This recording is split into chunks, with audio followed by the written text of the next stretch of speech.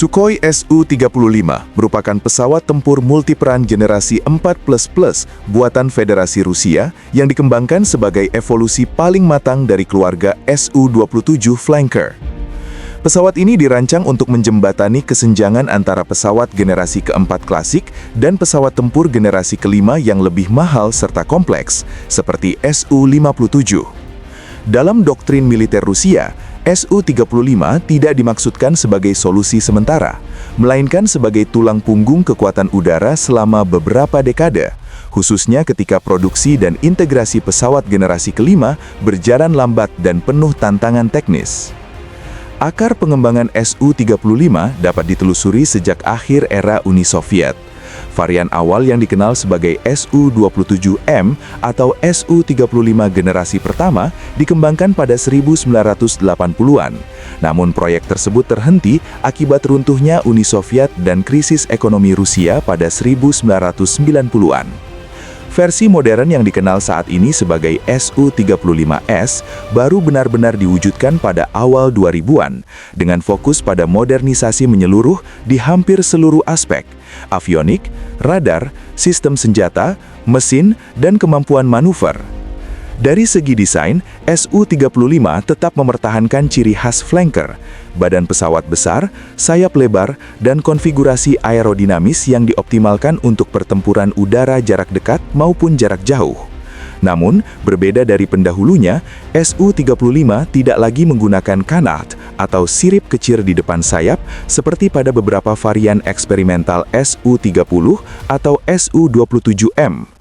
Stabilitas dan manuver ekstrim dicapai melalui kombinasi desain aerodinamis canggih dan mesin dengan thrust vectoring 3 dimensi.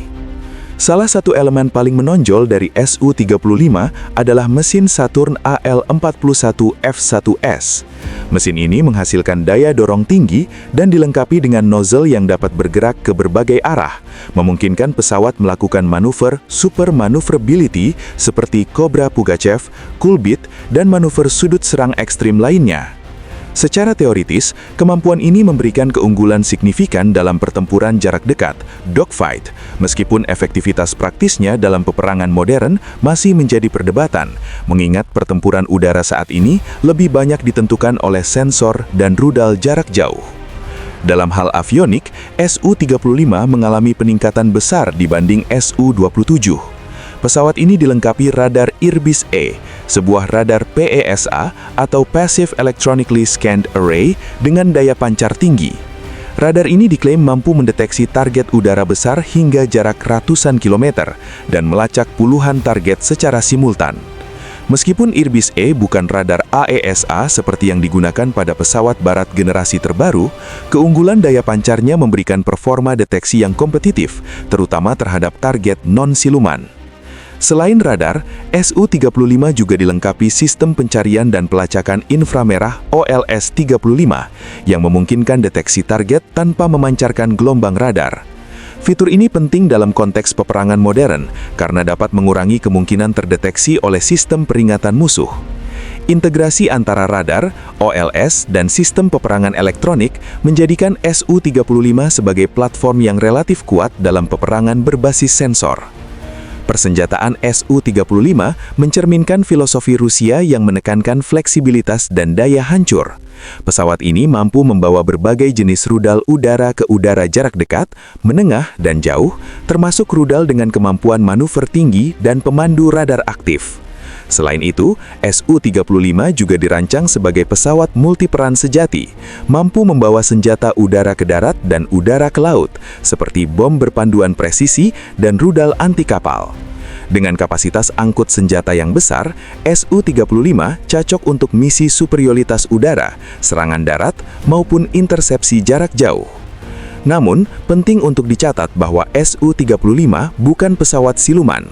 Penampang radar RCS pesawat ini memang dirudupkan dibanding Su-27 melalui penggunaan material penyerap radar dan desain yang lebih halus, tetapi tetap jauh lebih besar dibanding pesawat generasi kelima seperti F-22 atau F-35. Dalam lingkungan pertempuran yang didominasi sistem pertahanan udara modern dan radar AESA canggih, keterbatasan ini menjadi faktor signifikan.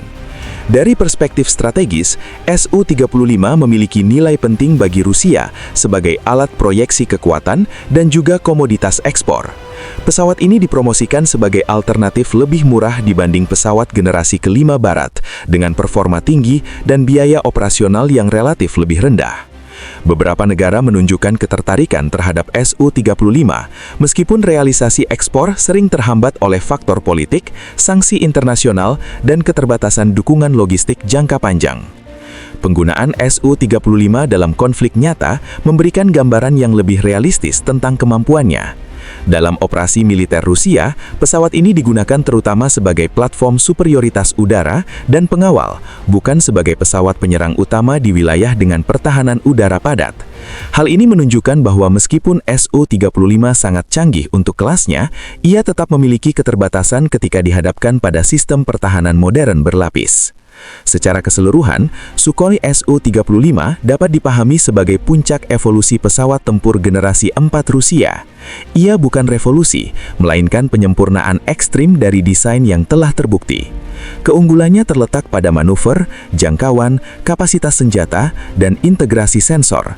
Mentara kelemahan utamanya adalah ketiadaan siluman sejati dan ketergantungan pada teknologi yang secara konseptual masih berada satu generasi di belakang pesawat tempur paling mutakhir. Dalam konteks itu, Su-35 adalah simbol pendekatan pragmatis Rusia, memaksimalkan apa yang ada sambil menunggu masa depan yang belum sepenuhnya siap.